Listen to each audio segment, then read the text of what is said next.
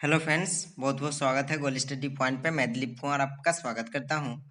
और जैसा कि हमने शुरू कर रखा है, लक्ष्मीकांत पॉलिटी छठा संस्करण है उसका, जिसमें आज चैप्टर 5 पढ़ेंगे, संघ एवं इसका क्षेत्र। इससे जुड़ी हुई क्वेश्चन है, आपको पीटी में, मेंस में या अदर कोई भी एग्जाम में आप देने जा रहे हैं, पीसीएस का या यूपीएससी का, सभी में क्वेश्चन रहते हैं। और यह इसमें इतने आसानी से समझाया रहता है जिससे आपको खुद से भी पढ़ेंगे तो समझ में आ जाएगा। और दोस्तों, इसको एक बार देख लेते हैं अंत तक, तो आपको कुछ इससे जुड़ी हुई जो पॉइंट है उसको भी नोट करते चलना है। और तो चलिए इस वीडियो को पहले शुरू करते हैं।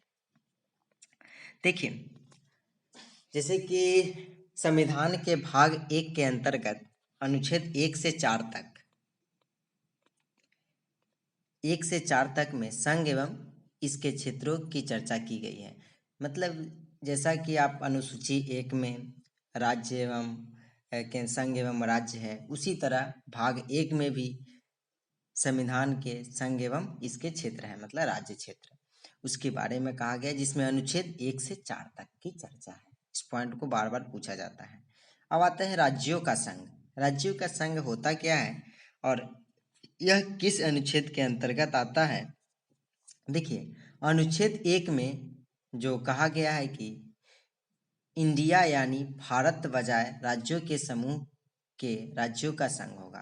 कहने का अर्थ है कि अनुच्छेद 1 में यह बातों के कहा गया है कि इंडिया यानी कि मतलब कहने का अर्थ भारत, भारत कहने के बजाय उसको न कहकर कि क्या कहा गया है, राज्यों के समूह, राज्यों के समूह के राज्यों के संघ होगा, इस बातों को कहा गया है। यह व्यवस्था दो बातों को स्पष्ट करती है, एक देश का नाम और दूसरी राज पद्धति का प्रकार। ध्यान, किस बातों को स्पष्ट करती है? तो दो बातों को। एक तो पहले अनुसूची में कहा गया है कि इसका नाम क्या है, इंडिया यानी भारत, यही बात है। इस अनुच्छेद को ध्यान रखना है। उसका नाम क्या मिलता है हम लोगों को संविधान के अनुच्छेद में? तो इंडिया यानी कि भारत। इसमें एक तो यह नाम हुआ कि इसका नाम है, दूसरा इसका राज पद्धति का प्रकार। राज पद्धति का प्रकार कहने का अर्थ हुआ कि जैसे कि राज्य का किस प्रकार पद्धति है, मतलब उसका राज चलाने की, जैसे कि राज्यों में भी डिवाइड कर दिया गया इसको, शासन को, सरकार की चलाने के लिए, उसी राज पद्धति। संविधान सभा में देश के नाम को लेकर किसी तरह का कोई मतकय नहीं था। कुछ सदस्यों ने सलाह दी कि इसके परंपरागत नाम जो भारत को रहने दिया जाए, जबकि कुछ ने आधुनिक नाम इंडिया की वकालत की। मतलब कुछ इसका बहुत सारे बातें हैं कि जो कुछ परंपरागत जो पहले था उसको नाम रहने दिया जाए, कुछ सलाह ने दिया संविधान के जो सदस्य थे, और कुछ ने वकालत की कि इसका नाम को चेंज करके मॉडर्न किया जाए, मतलब आधुनिक किया जाए, और इंडिया। इस तरह से संविधान सभा ने दोनों को स्वीकार किया। दोनों को स्वीकार करेगा तो इंडिया भी कहा है, जो कि भारत, इंडिया इंग्लिश में, और जो हिंदी में है भारत, इंडिया यानी कि भारत। उसके बाद है दूसरे देश को संघ बताया गया, यद्यपि संविधान का ढांचा संघीय है। हमारे भारत का संविधान का ढांचा कैसा है? तो संघीय है। Doctor B R. अम्बेडकर के अनुसार राज्यों का संघ उक्ति को संघीय राज्य के स्थान पर महत्व देने के दो कारण हैं। एक, भारतीय संघ राज्यों के बीच कोई समझौते का परिणाम नहीं है, जैसे कि अमेरिकी संघ, और दो राज्यों को संघ में विभक्त होने का कोई अधिकार नहीं है। यह संघ है, यह विभक्त नहीं हो सकता। जैसे कि है कि यूनाइटेड स्टेट, मतलब स्टेटों का यूनाइटेड है, यहाँ पे यूनियन स्टेट है, तो राज्यों का संघ है, तो वहाँ पे है कि कोई भी स्टेट है जो अलग हो सकता है अमेरिका में। बल्कि आपको इंडिया की बात करें तो यहाँ पे कोई भी स्टेट है जो अपने अलग कभी नहीं हो सकता। तो यही बातें को इसमें कहा गया है। पूरा देश एक है, जो कि विभिन्न राज्यों में प्रशासनिक सुविधा के लिए बांटा हुआ है या बांटा गया है, मतलब बांटा गया है इसको प्रशासनिक चलाने के लिए, प्रशासन को। तो वहां पे है कि अलग हो सकता है। अब नेक्स्ट पॉइंट आते हैं इसमें, अनुच्छेद 1 के अनुसार। अनुच्छेद 1 के श्रेणी में क्या बांटा जा सकता है? पहला तो राज्यों के क्षेत्र, कितने क्षेत्र में आते हैं, जैसे बिहार राज्य है, उसके बाद दिल्ली हो गया, तो इतना क्षेत्र छोटा सा है जो उसके क्षेत्र बांटा गया है। संघ क्षेत्र मतलब केंद्र शासित प्रदेश। उसके बाद ऐसे क्षेत्र जिन्हें किसी भी समय भारतीय सरकार द्वारा अधिकृत किया जा सकता है, मतलब कभी आगे चल करके अधिग्रहित किया जा सकता है, मतलब अपने में मिलाया जा सकता है, उस पे भी इसका अधिकार होगा। बल्कि फिर भी जब इसमें आ जाएंगे तो उसको मतलब अलग होने की कोई अधिकार नहीं है। तो जैसे कि जूनागढ़ को जनमत संग्रह द्वारा, इस तरह कश्मीर को तो कश्मीर को भी मतलब उसके बाद हैदराबाद को पुलिस कार्रवाई द्वारा, तो इस तरह जो आए अपने इसमें पुलिस कार्रवाई द्वारा सम्मिलित किया गया। तो उसमें क्या बातें थी कि उसको अलग कभी नहीं हो सकता। उसी तरह कश्मीर को भी कभी नहीं अलग हो सकता।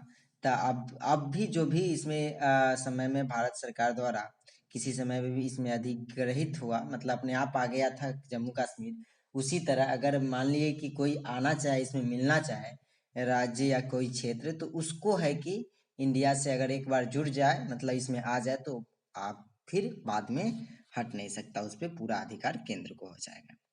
अब आते हैं राज्य एवं केंद्र शासित प्रदेश। राज्यों के नाम और उनके क्षेत्र का विस्तार को संविधान की पहली अनुसूची में दर्शाया गया है। इस बातों को हमने अभी जस्ट बताया कि राज्य एवं संघ शासित प्रदेश के नाम, उसके नाम और उसके क्षेत्र के विस्तार को संविधान के पहली अनुसूची में बताया गया है कि इसमें इस वक्त 28 राज्य होंगे, मतलब 29 से अभी हटा दिया गया, 28 राज्य और 7 केंद्र शासित प्रदेश होंगे, जो अभी 8 हो गए हैं और 9 थे जम्मू कश्मीर डिवाइड होने के बाद, तो जिसको है कि 9 से 8 हो गए हैं, एक दमन और दीव और दोनों को मिला करके एक केंद्र शासित प्रदेश बने हैं। राज्यों के संदर्भ में संविधान के उपबंध की व्यवस्था सभी राज्यों पर, अब तो जम्मू कश्मीर को छोड़कर ये पहले वाले बुक इसलिए दिया गया है, लेकिन अब क्या है, जम्मू कश्मीर पर भी समान रूप से लागू है। यद्यपि भाग 21 के अंतर्गत कुछ राज्यों के लिए विशेष उपबंध है, जिसको विशेष राज्य का दर्जा कहते हैं। जैसे इसमें शामिल है महाराष्ट्र, गुजरात, नागालैंड, असम, मणिपुर, आंध्र प्रदेश, तेलंगाना, सिक्किम, मिजोरम, अरुणाचल प्रदेश, सॉरी माफ कीजिएगा, थोड़ा सा पता नहीं क्या हो गए थे, बैक हो गए थे। और देखिए अरुणाचल प्रदेश के बाद आते हैं गोवा एवं कर्नाटक। इसके अतिरिक्त 5वीं और 6ठी अनुसूची में राज्यों के भीतर जो अनुसूची जाति होते हैं, अनुसूचित जनजाति के जो क्षेत्र आते हैं, उनको प्रशासन के लिए विशेष उपबंध किए गए हैं। जो 5वीं अनुसूची में या ध्यान रखना है, 5वीं और 6ठी में उसके प्रशासन और 5वीं और 6ठी में उसके लिए आरक्षण की प्रावधान किया गया है। अब उल्लेखनीय यह है कि भारत के क्षेत्र भारत का संघ से ज्यादा व्यापक अर्थ समेटे हैं, क्योंकि इसके बाद में सिर्फ राज्य शामिल है, जबकि पहले न केवल राज्य वर्ण न बल्कि संशासित क्षेत्र एवं वे क्षेत्र जिन्हें केंद्र सरकार द्वारा भविष्य में कभी भी अधिकृत किया जा सकता है, वो भी शामिल है। मतलब राज्य के संशासित केंद्र शासित प्रदेश और साथ में राज्य के क्षेत्र सभी शामिल है, और वह भी शामिल है जो आगे चल करके अधिग्रहित किया जा सकता है, जिसे में पीओके, मतलब पीओके का अर्थ समझ रहे होंगे, पाकिस्तान अधिकृत कश्मीर जो है उसको पीओके बोलते हैं। अब देखिए संघीय व्यवस्था में राज्य इसके सदस्य और केंद्र के साथ शक्तियों के बंटवारे में हिस्सेदार है। दूसरी तरफ संघ शासित क्षेत्र एवं केंद्र द्वारा अधिग्रहित क्षेत्र में सीधे केंद्र सरकार का प्रशासन होता है। अब आते एक संप्रभु राज्य होने के नाते भारत अंतर्राष्ट्रीय कानूनों के तहत विदेशी क्षेत्र का भी अधिग्रहण कर सकता है। उदाहरण के लिए सत्तांतरण का अर्थ हुआ संधि के अनुसार खरीद, उपहार में लीज लिए गए व्यवसाय, जिसमें व्यवसाय का अर्थ जिसमें अभी तक किसी सामान्य शासक ने अधिग्रहित न किया हो, जीत या हरा कर जो आ गया हो। उदाहरण के लिए समझने के लिए उदाहरण के लिए दिया गया है, भारत ने संविधान लागू होने के बाद कुछ विदेशी क्षेत्रों का अधिग्रहण किया, जैसे दादर और नगर हवेली, जो कुछ दिन बाद आकर के ज्योग्राफी में हमने बता रखा है, गोवा, दमन एवं द्वीप, पांडुचेरी, सिक्किम, 17 जो पुर्तगाली द्वारा आया, मतलब हाँ उस पर शासन था, जो बाद में चल करके 1976 के आसपास, 74 या 75 के आसपास इसमें शामिल हुआ पंडुचेरी। इस तरह के जो क्षेत्र है जो बाद में आकर के आज़ादी के बाद, कहने का अर्थ जो है संविधान जब लागू हो गया 1950 के बाद भी, एक 54 में लागू हुआ, 54 में कुछ 3 राज्य है जो अंदर मतलब इसमें शामिल हुए उस पर अपना, तो उस सब बातों को इसमें कहा गया, उस पर भी चर्चा करेंगे। और इन क्षेत्र के अधिग्रहण के बाद आगे की चर्चा की जाएगी। अब अनुच्छेद 2 में क्या है? अनुच्छेद 2 में संसद को यह शक्ति दी गई है कि संसद की क्या शक्ति दी गई है? वह विधि द्वारा ऐसे निबंधनों और शर्तों पर जो ठीक समझे संघ में नए राज्यों का प्रवेश या उसकी स्थापना कर सकेगी। इस तरह अनुच्छेद 2 संसद को 2 शक्तियां प्रदान करती है। एक तो नए राज्यों को भारत के संघ में शामिल करे, जो नया राज्य होगा जो बनेगा उसको भारत के संघ में शामिल करे। दूसरे, नए राज्यों का गठन करने की शक्ति। तो इसलिए कोई भी क्षेत्र का नए राज्यों का गठन, नए राज्य का बंटवारा होता है तो सभी सांसद ही करते हैं अनुच्छेद 2 के तहत। पहली शक्ति उन राज्यों के प्रवेश को लेकर है जो पहले से अस्तित्व में है, जबकि दूसरी शक्ति नए राज्यों जो अस्तित्व में नहीं है के गठन को लेकर है। अर्थात अनुच्छेद 2 उन राज्यों जो भारतीय संघ के हिस्से नहीं है उसके प्रवेश एवं गठन से संबंधित है। दूसरी ओर है जो अनुच्छेद 3 में भारतीय संघ के नए राज्यों का निर्माण या वर्तमान राज्यों में परिवर्तन से संबंधित है। दूसरे शब्दों में अनुच्छेद 3 में भारतीय संघ के राज्यों के पुनर्निर्माण की व्यवस्था करता है। अब आगे बढ़ते हैं थोड़ा सा। राज्य के जो पुनर्गठन संबंधित संसद की जो शक्तियां हैं वो क्या क्या है? अनुच्छेद 3 के तहत मतलब संसद को अधिकृत करता है। इसका जो शक्ति किसके? अनुच्छेद 3 के तहत। पहला तो है किसी राज्य में से उसका राज्य क्षेत्र अलग करके अथवा 2 या 2 से अधिक राज्यों या राज्यों के भागों को मिलाकर अथवा किसी राज्य क्षेत्र को किसी राज्य के भाग के साथ मिलाकर नए राज्यों का निर्माण कर सकेंगी। मतलब बंटवारा भी कर सकेंगी 2 राज्यों में और उसको मिला भी सकेगी 2 राज्यों को, क्षेत्र को। तो इस बातों को कहा गया है। दूसरी पॉइंट है इसमें किसी भी राज्य क्षेत्र को बढ़ा सकेगी, मतलब उसका राज्य क्षेत्र को दूसरे राज्य से काट करके इसमें मिला सकती है। किसी राज्य क्षेत्र का घटा भी सकेगी, मतलब उसको काट भी सकती है। किसी राज्य की सीमाओं में परिवर्तन कर सकेगी, बिल्कुल सीमा में परिवर्तन कर सकता है। अगर मान लिए कि कुछ बिहार का भाग झारखंड को देना हो या दिल्ली में कुछ यूपी का भाग मिलाना हो तो वो कर सकती है बिल्कुल। किसी राज्य के नाम में परिवर्तन भी कर सकेंगी, ये भी बिल्कुल सही है। हालांकि इस संबंध में अनुच्छेद 3 में शर्त का उल्लेख है, 2 शर्त उल्लेख है। तो पहला कौन से शर्तें हैं देखिए किया गया है। एक जो पहला है जो उपरोक्त परिवर्तन से संबंधित कोई अध्यादेश राष्ट्रपति को पूर्व मंजूरी के बाद ही संसद में पेश किया जा सकता है। मतलब पहले राष्ट्रपति को सूचना देना पड़ेगा कि मैं इस काम को करने जा रहा हूँ। दूसरा तो है संस्तुति से पूर्व, मतलब संस्तुति से पूर्व राष्ट्रपति उस अध्यादेश को संबंधित राज्य के विधानमंडल का मत जानने के लिए भेजता है। यह मत निश्चित सीमा के भीतर दिया जाना चाहिए। विधानमंडल कहने का अर्थ राज्यों के जिस राज्यों में हो संबंधित अध्यादेश जारी करेगा राष्ट्रपति, और राष्ट्रपति उस अध्यादेश के तहत जिस राज्यों से उसमें नाम परिवर्तन करना है उसके विधानमंडल मतलब विधायक को, एमएलसी को भेजा जाता है। उसके बाद उसके लिए कुछ सीमा निश्चित की जाती है कि उसमें इतने दिनों तक आपको रिप्लाई कर देना है, मतलब उसका जवाब दे देना है कि क्या करना है। सो उसके लिए मत निश्चित होता है समय सीमा।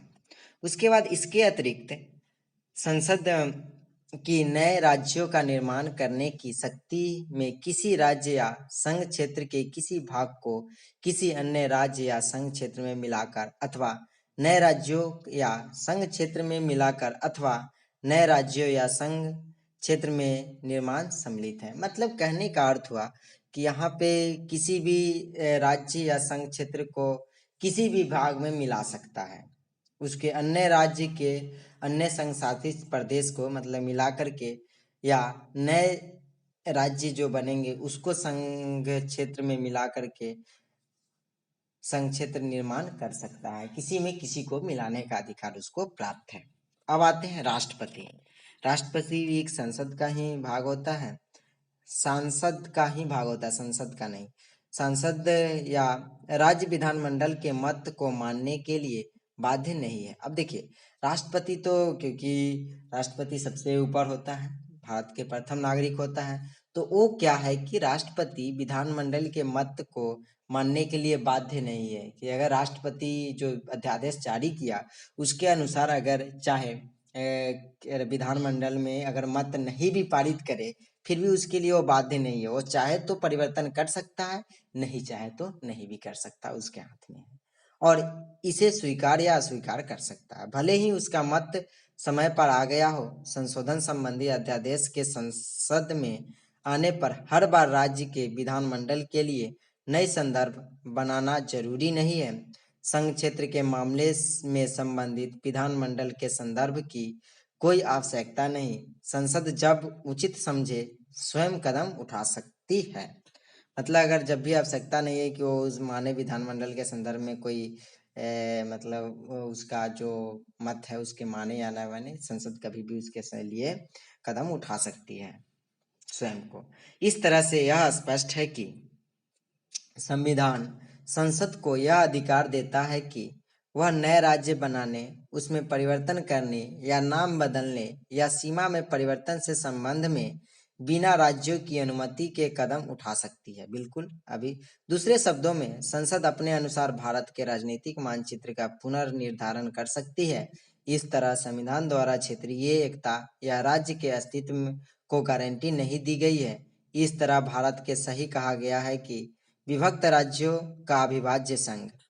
बिल्कुल, विभक्त मतलब भारत तो विभक्त राज्यों का अविभाज्य संघ है।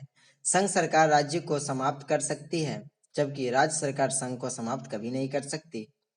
दूसरी तरफ अमेरिका में क्षेत्रीय एकता या राज्यों के अस्तित्व को संविधान द्वारा गारंटी दी गई है।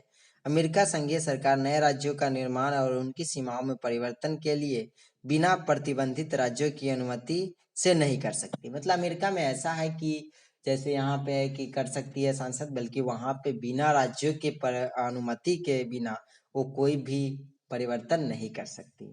इसलिए अमेरिका को अविभाज्य राज्यों का विभाज्य संघ कहा गया, मतलब यूनाइटेड स्टेट ऑफ कहा गया है। अब आगे बात आती है संविधान के अनुच्छेद 4 में क्या है।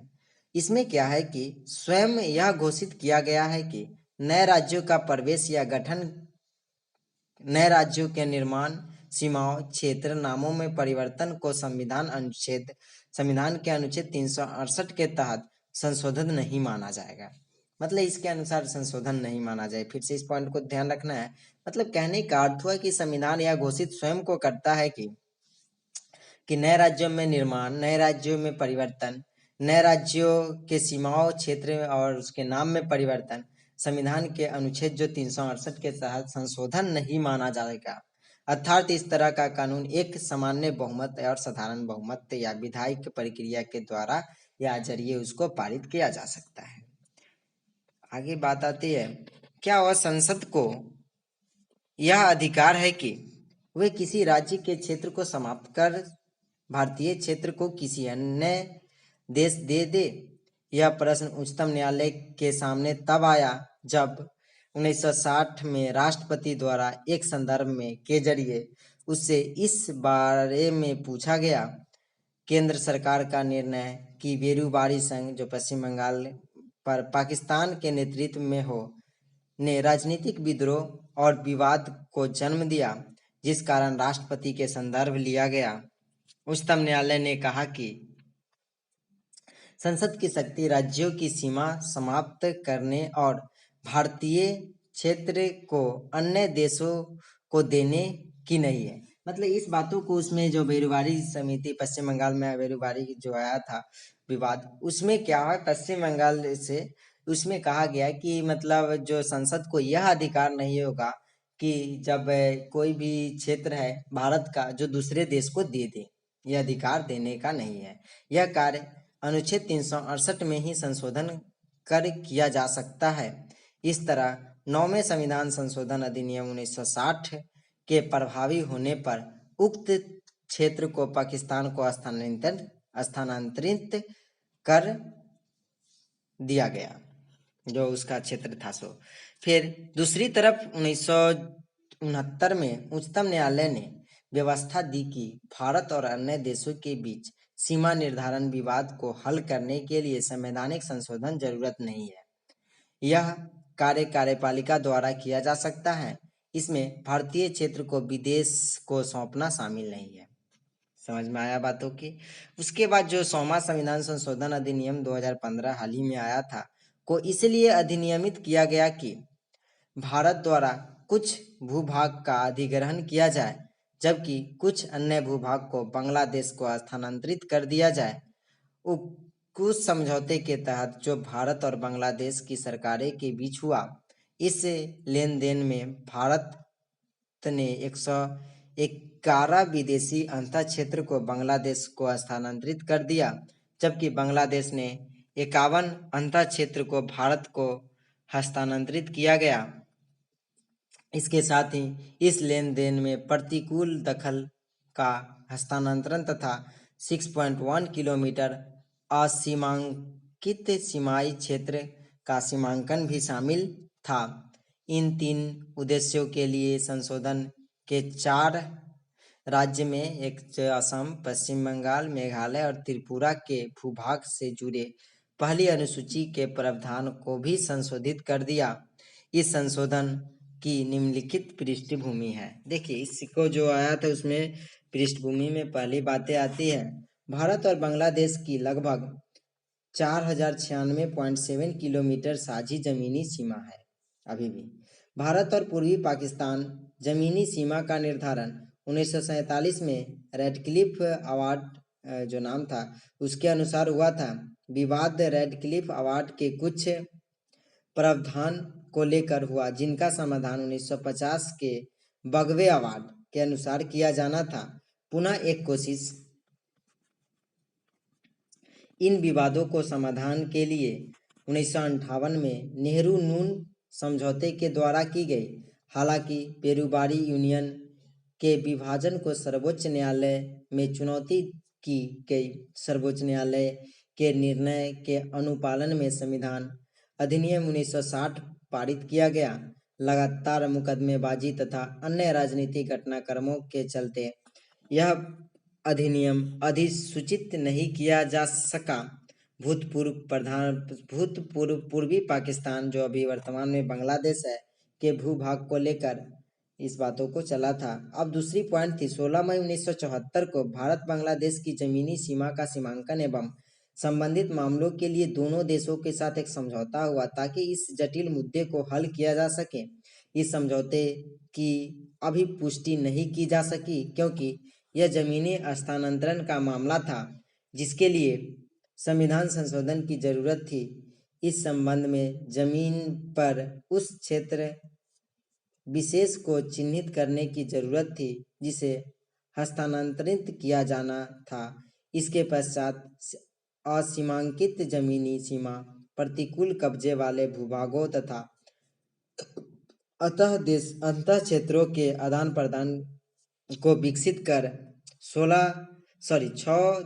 सितंबर 1911 को एक प्रोटोकॉल पर दस्तखत कर इस मुद्दे को हल करने का प्रयास किया गया, जो कि भारत बांग्लादेश के बीच जमीनी सीमा समझौते 1974 का अभिन्न हिस्सा है। इस प्रोटोकॉल को असम, मेघालय, त्रिपुरा एवं पश्चिम बंगाल राज्यों के सरकारों के सहयोग एवं सहमति से तैयार किया गया। अब आते हैं केंद्र शासित प्रदेश। और 1950 में संविधान ने भारतीय संघ के राज्यों को 4 प्रकार से वर्गीकृत किया। एक तो भाग क, ख, ग, घ 4 प्रकार।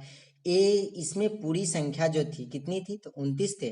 भाग क में वे ऐसे राज्य थे जहां ब्रिटिश भारत में गवर्नर का शासन था। ख में 9 विधानमंडल के साथ शाही शासन और भाग ग में ब्रिटिश भारत के मुख्य आयुक्त का शासन और कुछ में शाही शासन था।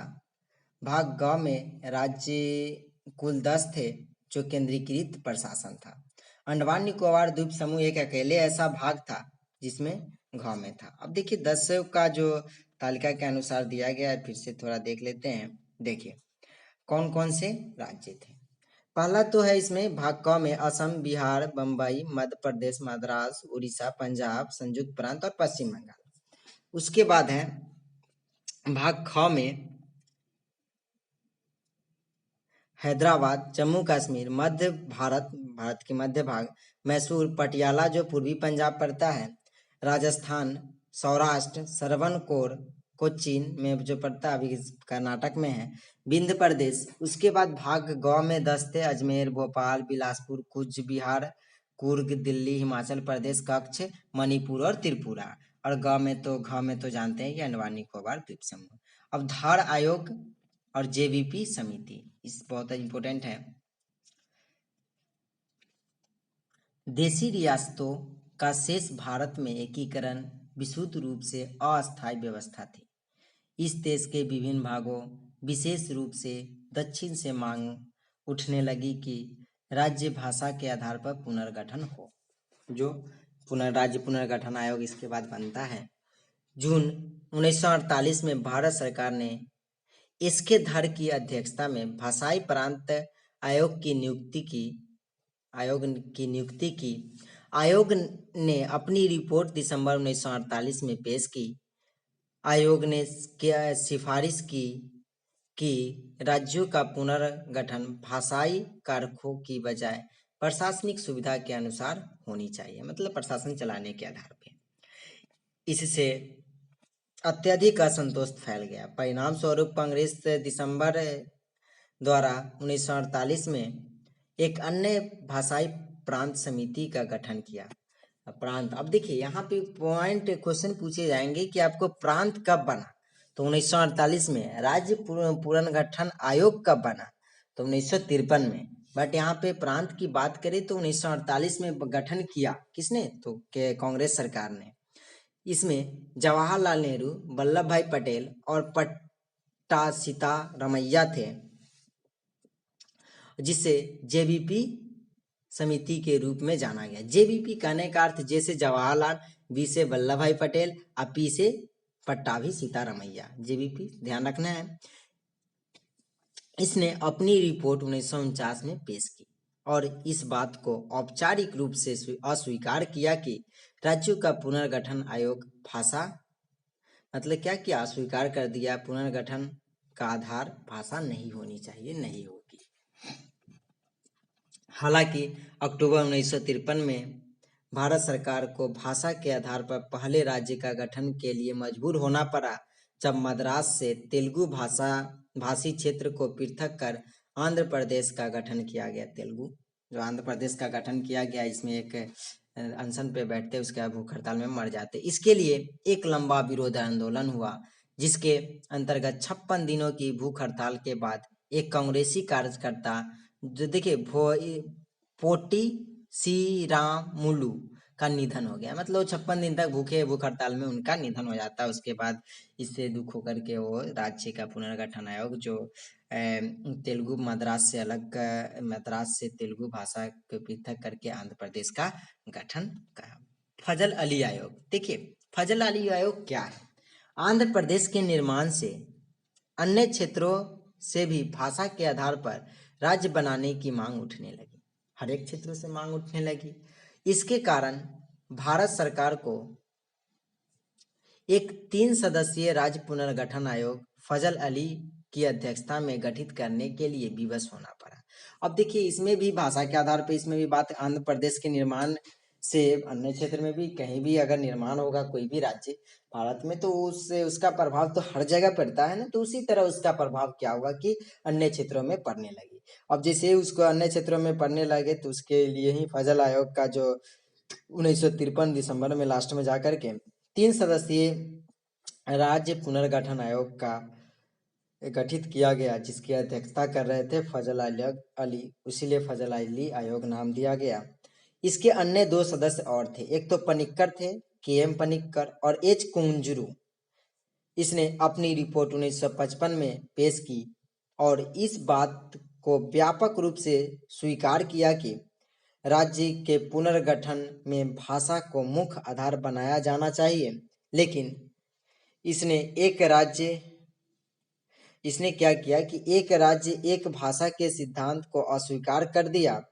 इसका मत था कि किसी भी राजनीतिक इकाई के पुनर्निर्धारण में भारत की एकता को प्रमुखता दी जानी चाहिए। मतलब कोई भी निर्माण हो तो उसमें भारत की एकता की प्रमुखता होनी ही चाहिए, दी जानी चाहिए, बिल्कुल है। उसके बाद समिति ने किसी राज्य पुनर्गठन योजना के लिए 4 बड़े कारक की पहचान की। पहला कारक था देश की एकता एवं सुरक्षा का अनुरक्षण एवं संरक्षण के साथ। दूसरा, भाषाई एवं संस्कृति एकरूपता, मतलब भाषा और संस्कृति किसी को हनन नहीं होना चाहिए। वित्तीय, आर्थिक और प्रशासनिक तर्क, प्रत्येक राज्य एवं पूरे देश में लोगों के कल्याण की योजना और इसके संवर्धन। और उसके बाद है आयोग ने सलाह दी की, क्या सलाह दी?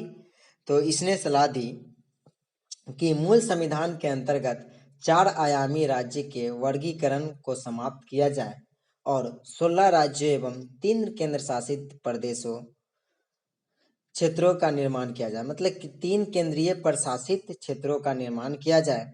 भारत सरकार ने बहुत कम परिवर्तन के साथ इन सिफारिश को स्वीकार कर लिया। मतलब थोड़ा परिवर्तन हल्का सा किया, उसके बाद भारत सरकार इसको स्वीकार कर लेता है। राज्य पुनर्गठन अधिनियम 1956 और 7वें संविधान संशोधन 1956 के द्वारा भाग क और भाग ख के बीच दूरी को समाप्त कर दिया और भाग ग को खत्म कर दिया गया।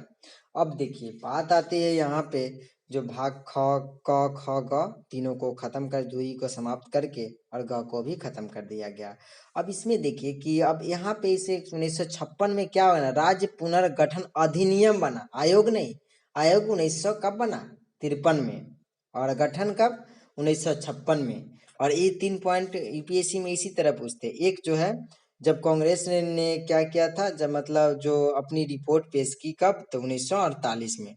ध्यान रखना है, राज्य भाषा के आधार पर जो मांग कब उठा था? तो 1948 में। ध्यान रखना है। तो इस बातों को क्वेश्चन पूछा जाता है और जिसमें कंफ्यूजन होकर के गलती कर लेते हैं बहुत सारे एसएससी वाले, तो सबसे ज्यादा। अब देखिए, अब इसमें क्या है, इससे क्या हुआ कि इसने कुछ को पड़ोसी राज्यों के साथ मिला दिया गया। बहुत सारे राज्य थे, अलग अलग बटे थे, जो क ख ग में, उसको क्या किया गया? मिलाते गया। तो कुछ संघ शासित क्षेत्रों के तौर पर पुनः स्थापित किया गया, फिर से स्थापित किया गया। 16 राज्य और कितना केंद्र शासित प्रदेश? तो 3 केंद्रीय शासित प्रदेश बाद में चल करके बनते हैं 14 राज्य और 6 केंद्र शासित प्रदेश 1 नवंबर 1956 में। समझ में आ चुका होगा। राज्य पुनर्गठन अधिनियम 1956 द्वारा कोचीन राज्य के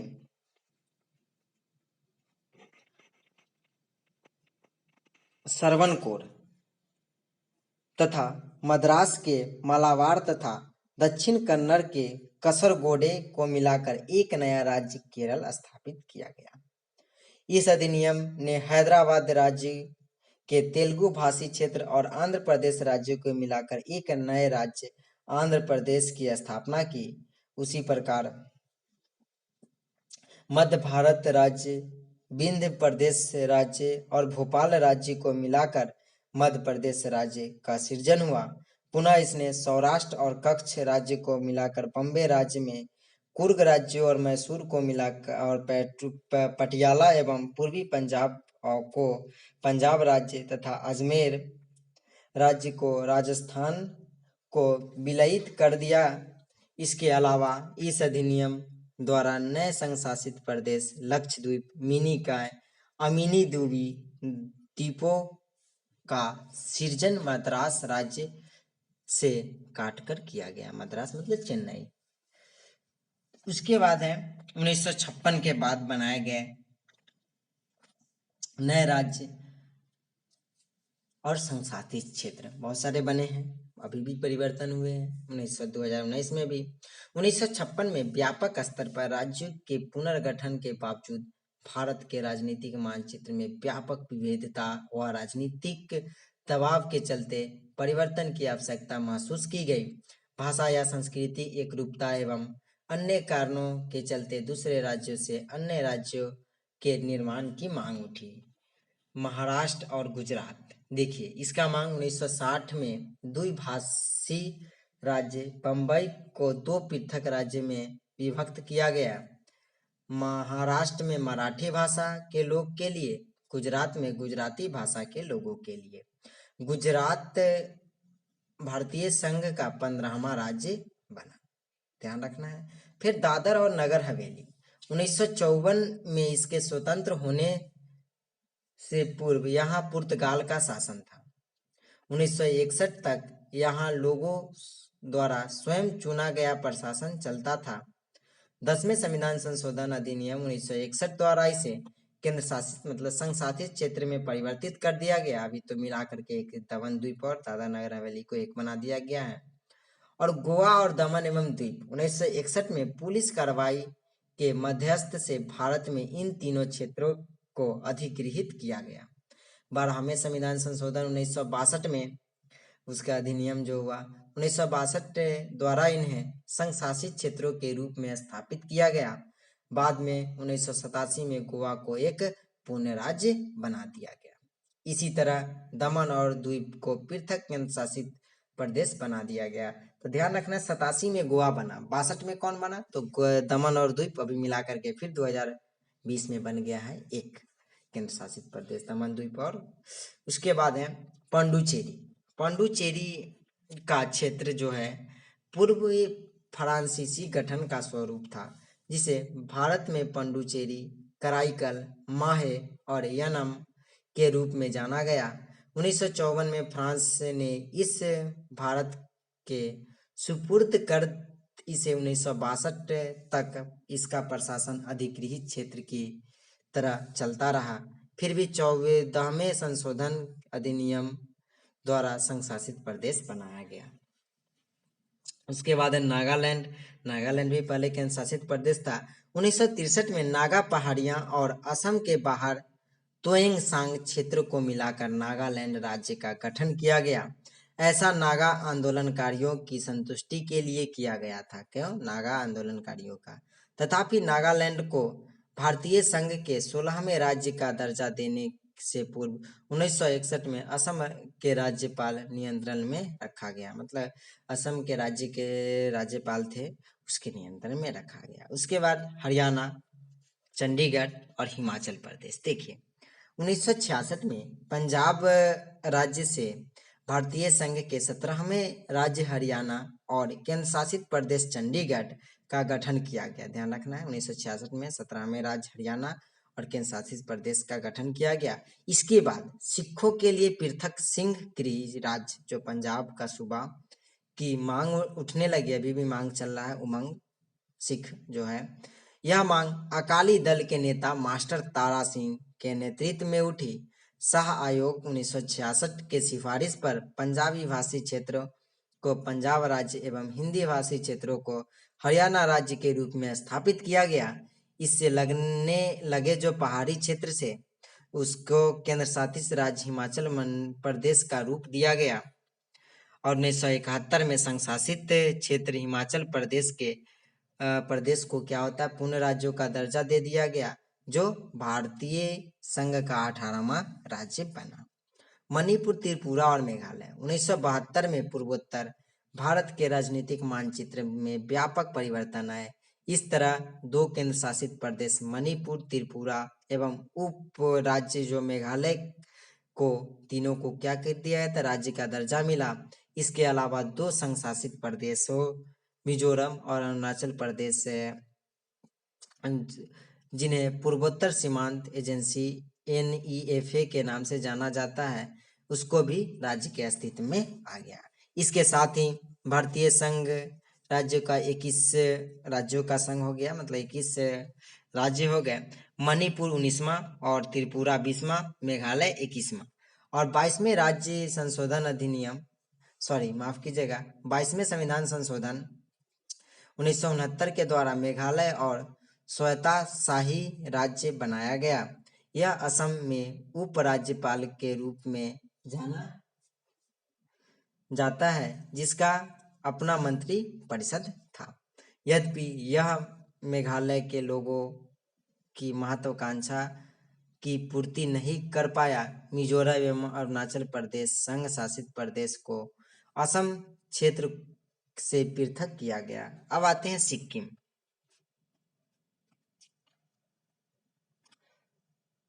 1947 तक सिक्किम भारत का एक शाही राज्य था, जहां चोग्याल का शासन था। 1947 में ब्रिटिश शासन के समाप्त होने पर सिक्किम को भारत द्वारा रक्षित किया गया, मतलब भारत उस पर रक्षा करने लगा।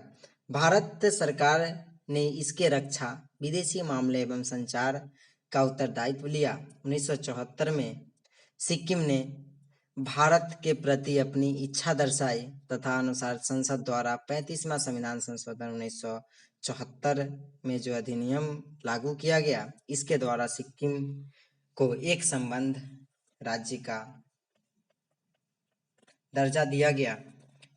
इस उद्देश्य के लिए एक नए अनुच्छेद 2 के क एवं नई अनुसूची जो 10वीं अनुसूची, जिसमें संबद्धता की शर्तों एवं नियम उल्लेखित किए गए हैं, दल बदल भी है इसमें, कि संविधान में जोड़ा गया। हालांकि यह प्रयोग अधिक नहीं चला।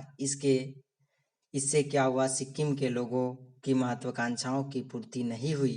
1975 में एक जनमत के दौरान उन्हें योग्याल के शासन को समाप्त करने के लिए मत दिया।